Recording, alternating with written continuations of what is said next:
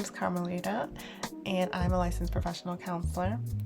Today I'm going to be talking about self-care for moms. This is a topic that I'm super excited about because I'm a mom, and I work with a lot of moms, and a lot of times self-care comes up as a topic that is, just difficult for our moms to even think about their own self-care and how they're doing that. So with that being said, before I start, I want to, of course, give my warning that though I am a therapist, I'm not your therapist, so please don't use this video as a substitute for mental health treatment. If you feel like you need mental health treatment, definitely go see a clinician in your state. I don't know if you hear that, but I'm actually recording this on New Year's Day at midnight.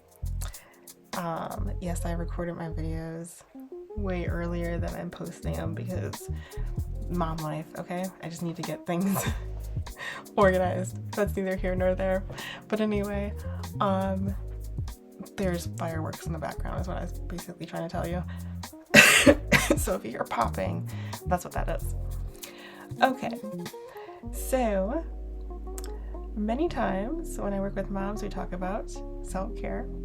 Oh, and I also wanted to say just what I'm doing here in the video today is a collage. So I think it was last summer that I came across this article about like 7 habits that people have who report high happiness. And I think it was in a Psychology Today article or something like that.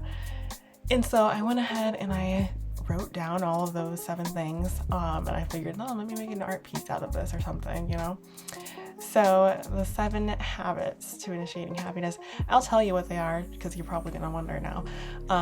Attention to the positive, so paying attention to the positive in your life, the things that you have that are going well for you.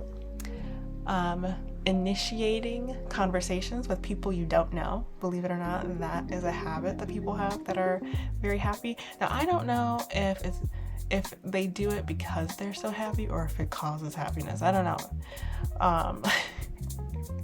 That's the thing with psychology studies.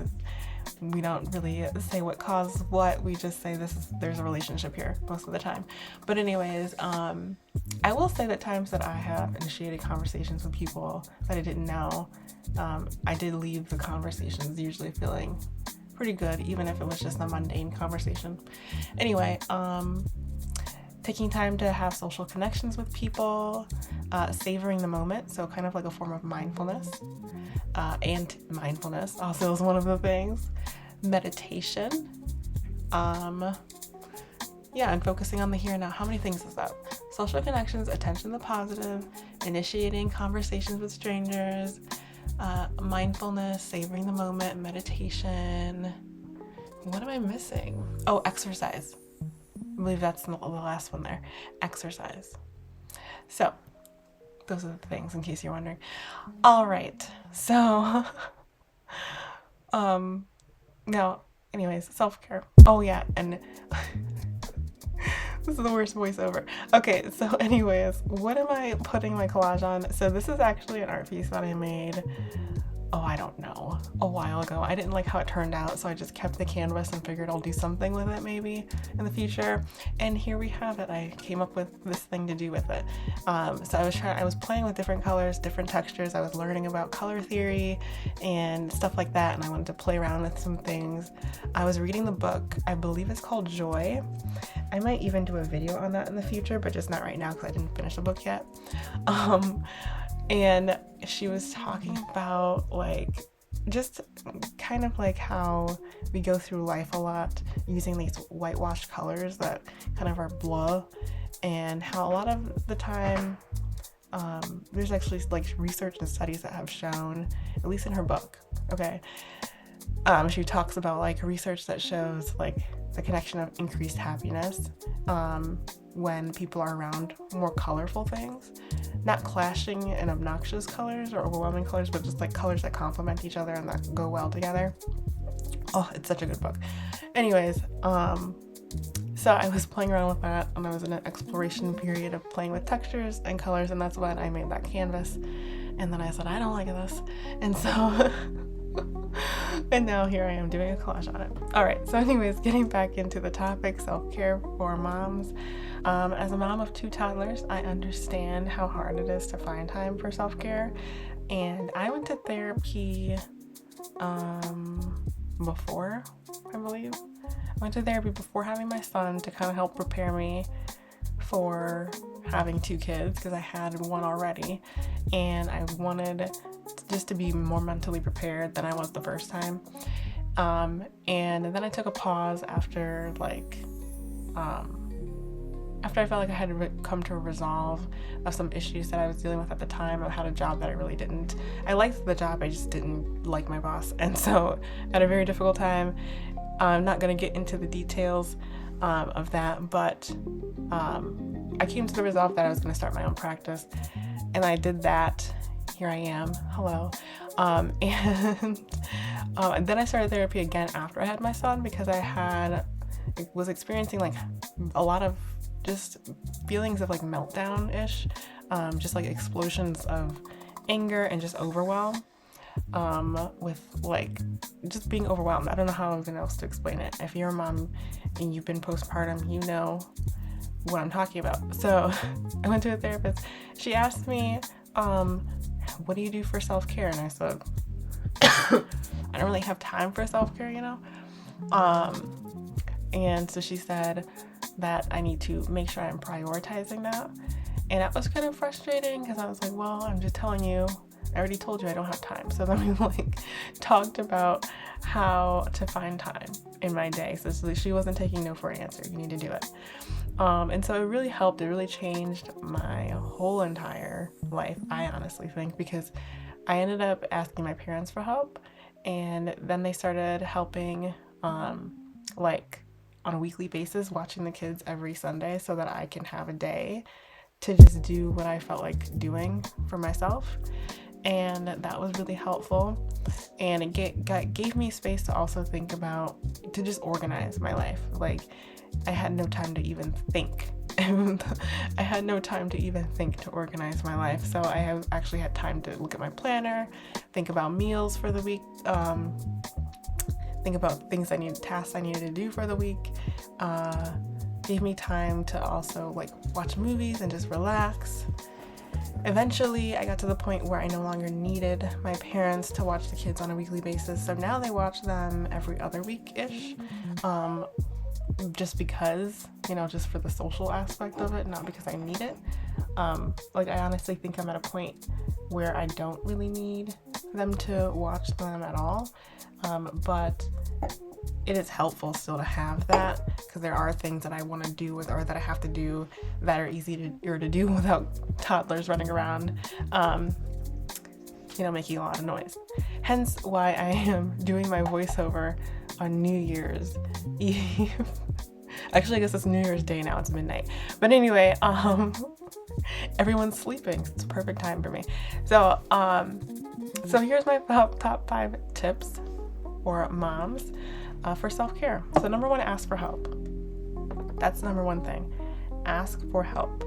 Who is your support system? Who can you go to, even if it's just to watch your kids for an hour so you can take a nap or something? Who is your support system? Ask for help. That might look like asking a therapist for help. That might honestly look like just saying, hey, I need therapy. I need somebody to talk to help me with my problems. That might look like asking a friend, hey, do you want to go out for lunch? I just need to talk to somebody. Asking your spouse, I just need time with you, or I just need time for you to take care of the kids while I go do something for me. So I learned how to ask for help.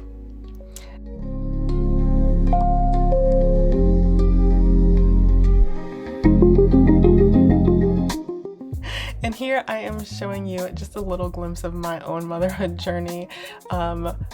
Like when my son was first born, I found this clip. I was making it for a different video for a different channel, and then I found it and I was like, oh, I'll put it in this one. So anyway, I thought that would be fun to put it into this video because it's like about self-care and motherhood. Number 2 tip, get a planner and start putting your tasks, work, and self-care into your planner. like I just said, I had time to look into my planner and create a schedule and everything in my planner. And so that was really important for me. And so I highly recommend that you get a planner or use your phone or whatever it is and integrate self-care into that planner. Number 3, do one thing you enjoy every day, even just for a few minutes. Research just kind of shows that if you do one thing a day that you enjoy and that you're good at, it actually increases your sense of like happiness, which makes a lot of sense because you're spending more time doing things you like. So if that even just looks like listening to music for a few minutes, do that then. Number 4, get out of your house, even for just a few minutes. Sometimes we can get so overstimulated with all the noise. Today I had to put on my headphones because my toddlers were so loud playing with each other. I had to put my headphones on just to muffle out the noise a little bit because it was just too much. So sometimes getting out of the house is helpful. Sometimes, number 5, wear headphones. Wear headphones if you need an auditory change or if you get overstimulated. Check in with your senses. Sometimes your senses are trying to tell you something. Mine, I'm sensitive to the noises. So, like, if that's you, wear headphones. You don't even have to be listening to anything. It just helps to kind of muffle out the high pitches sometimes. If you're visually overstimulated, get out of your house. Get into an open space like a park or even just looking outside might be helpful. A change of view. If you're, overstimulated by smells or something like that, again, getting out of your house, changing what you clean with, things like that. In case you're wondering what the heck I'm doing here, I'm pumping. I was an exclusive pumper with both my kids. So, and also, yes, I'm on an air mattress. I was sleeping on an air mattress with my second for like a couple months because, I don't know, it just helped me mentally with the overnight feedings. Not waking up my husband, but also not feeling like, oh, this is the time I should be sleeping because it's pitch dark in this room. Like in this room here in the living room, I can be as loud as I want, make a lot of noise, have the TV on, have, whatever on that I need to have on to help me stay awake through the late night feeding. So I slept on an air mattress for a couple months with my second. With my first, I slept on the couch and that was uncomfortable. So I decided to use my air mattress. Anyways, I hope you found this video helpful. If you did, like it below. If you want to say something or have a question or just want to share, leave a comment down below. I'd love to hear what you have to say. Thanks for watching and peace be with you.